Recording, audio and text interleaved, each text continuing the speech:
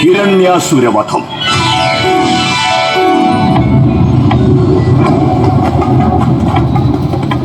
ഒരിക്കൽ ഹിരണ്യകശിപു എന്ന രാജാവ് തന്റെ ഇച്ഛാശക്തിക്ക് വേണ്ടി വർഷങ്ങളോളം തപസ് ചെയ്ത് ബ്രഹ്മദേവനാൽ വരം നേടി.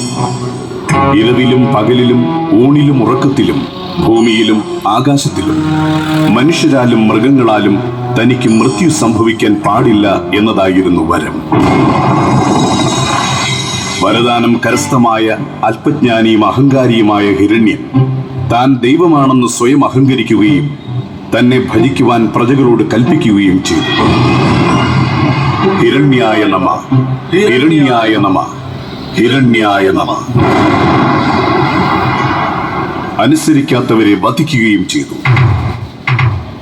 എന്നാൽ തന്റെ പ്രിയപുത്രൻ പ്രഹ്ലാദൻ മാത്രം അങ്ങനെ ചെയ്തില്ല. സകല ചരാചരങ്ങളിലും കുടികൊള്ളുന്ന ശ്രീ മഹാവിഷ്ണുവിനെ മാത്രം ധ്യാനിച്ചു.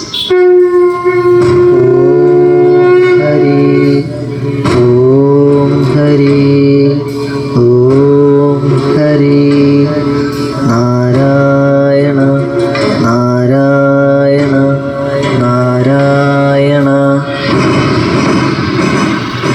പ്രഹ്ലാദന്റെ ഭക്തിയിൽ സംപ്രീതനായി ദുഷ്ടസംഹാരം നടത്തുവാനും ഇഷ്ടജനപാലകരെ രക്ഷിക്കുവാനും ശ്രീ മഹാവിഷ്ണു തൂണു പിളർന്ന് നരസിംഹരൂപം കൈക്കൊള്ളുന്നു.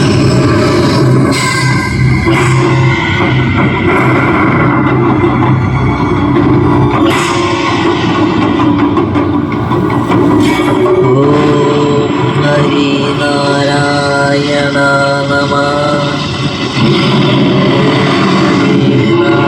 നാരായണായ നമ.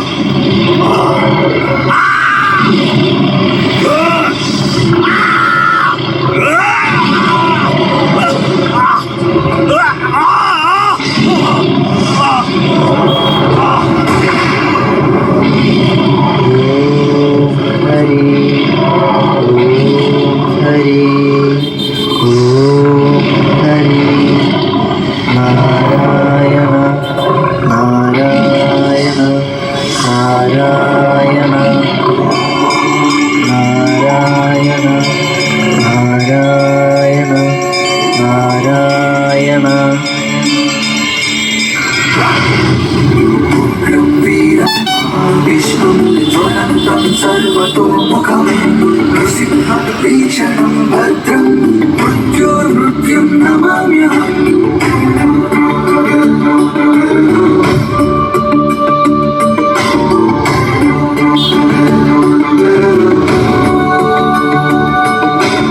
उग्रं वीरं महाविष्णुं ज्वलन्तं सर्वतोमुखं नृसिंहं भीषणं भद्रं मृत्युर्मृत्युं नमाम्यहम्.